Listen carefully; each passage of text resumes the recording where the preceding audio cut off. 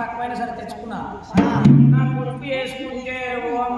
వచ్చింది దాడిలో కూర్చుంది పురుషు వేసుకుని కూర్చొని కారు మీద కారు వేసుకొని టీవీ రిమోట్ పట్టుకొని మోటార్ పెట్టుకొని కూర్చుంటుంది